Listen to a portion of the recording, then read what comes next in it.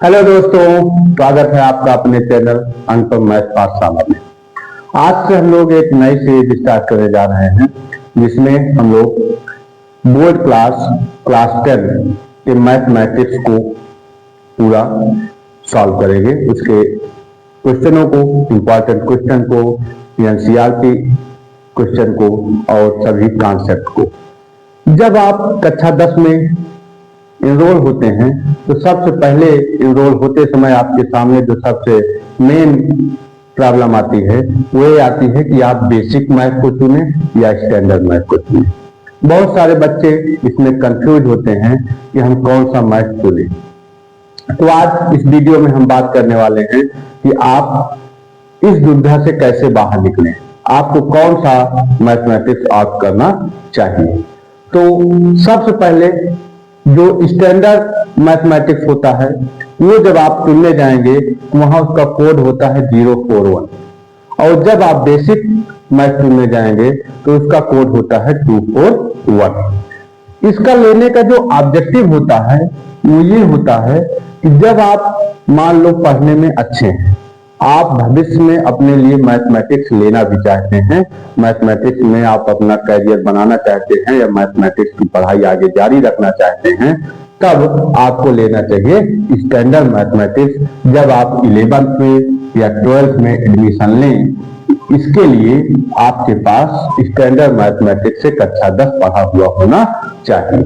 लेकिन अगर आप अपने को कहीं ना कहीं थोड़ा बहुत मैथमेटिक्स में कमजोर समझ रहे हैं या आपकी रुचि थोड़ी सी कम है मैथमेटिक्स पढ़ने में, और आप ये चाहते हैं कि मैं केवल कक्षा 10 तक ही मैथ पढ़ूं, कक्षा 11 से मैं किसी दूसरे स्ट्रीम में या बायो आप करना चाहते हैं, तो आप केवल मैथमेटिक्स में पास होना चाहते हैं कि अच्छे नंबरों से मैं पास हो जाऊं और मुझे ज्यादा पढ़ाई भी ना करना पड़े या थोड़ा सा सरल तरीके से हमारा पेपर आ जाए, तो आपको बेसिक मैथमेटिक्स ऑप्ट करना चाहिए।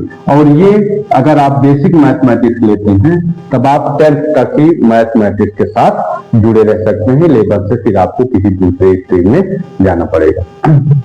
पाठ्यक्रम की बात करते हैं।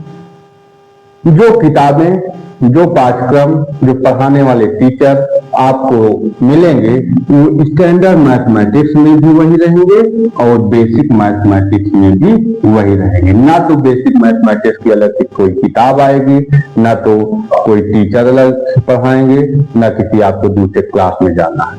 सेम एज वही पढ़ना होता है। तो इसमें अंतर क्या होता है? अंतर होता है प्रश्नों के स्तर पे।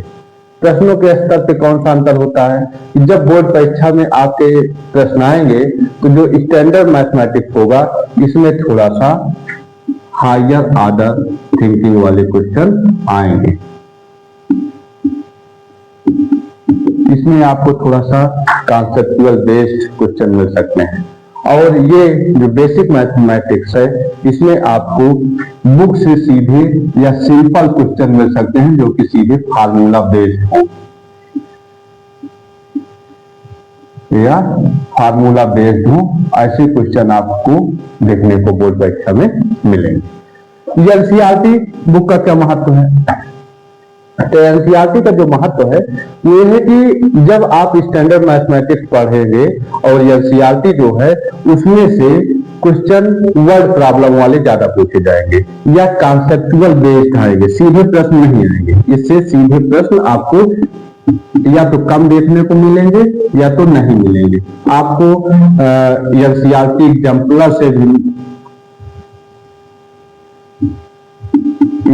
से भी आपको क्वेश्चन देखने को मिल सकते हैं या किसी अन्य बुक से भी आपको देखने को मिल सकते हैं।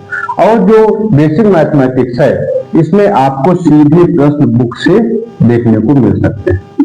ज्यादातर प्रश्न हो सकता है कि सीधे एनसीईआरटी बुक से ही पूछ ले, एनसीईआरटी एग्जाम्पलर से भी पूछा जा सकता है, लेकिन ज्यादातर संभावना या ज्यादातर क्वेश्चन ऐसे रहेंगे जो आपको सीधे बेसिक वाले में पूछा जा सकता है एनसीईआरटी से।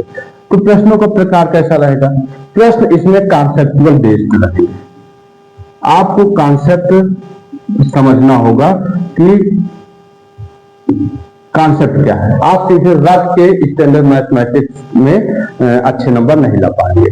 और जो बेसिक वाला होता है इसमें सीधे फार्मूला बेस्ड या सिंपल क्वेश्चन आ सकते हैं आपके सीधे किताब से, और इसमें फार्मूला बेस्ड क्वेश्चन आ सकते हैं।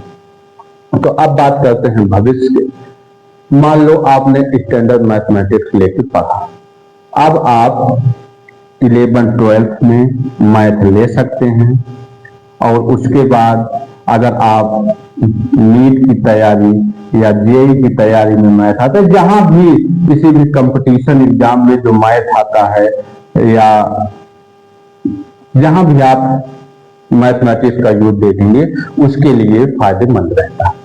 और जो बेसिक मैथमेटिक्स होता है इसमें भविष्य आपका ये एक प्रकार से समझिए कि आपका मैथमेटिक्स से वास्ता छूट जाता है बेसिक मैथमेटिक्स से, और इसमें आप नीट की तैयारी, जेईई की तैयारी, आईआईटी की तैयारी जो भी आप करना चाहें वो एमसीए, एमएससी, तो इससे आपको पढ़ना होता है।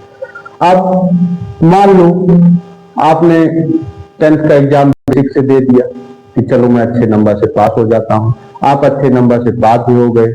अब आपका ये मन कह रहा है कि मैं तो पढ़ने में ठीक हूं, मेरा अच्छा नंबर भी आ रहा है, मैं 11th में मैथ लूंगा, लेकिन आप बेसिक से कक्षा 10 पास हो गए हैं, तो आपके पास क्या अपॉर्चुनिटी बचेगी। तब एक मौका ये आता है कि बोर्ड की जो कंपार्टमेंटल परीक्षा होती है उसमें आप स्टैंडर्ड मैथमेटिक्स का पेपर दें, उसको उत्तीर्ण करें, और उसके बाद आप किसी भी स्ट्रीम में जा सकते हैं, मैथमेटिक्स आप ले सकते हैं। तो ठीक है, आशा है कि आपको इन दोनों मैथमेटिक्स और स्टैंडर्ड में अंतर समझ में आया होगा। कल से हम लोग एक सीरीज शुरू करने जा रहे हैं जिसमें आपको कक्षा 10 के मैथ के सभी चैप्टरों का कॉन्सेप्ट और एनसीईआरटी के क्वेश्चन कराए जाएंगे।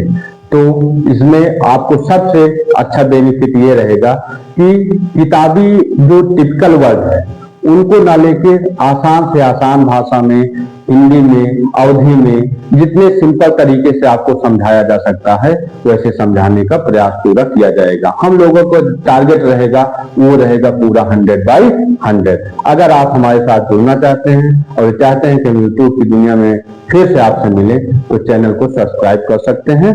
नमस्कार।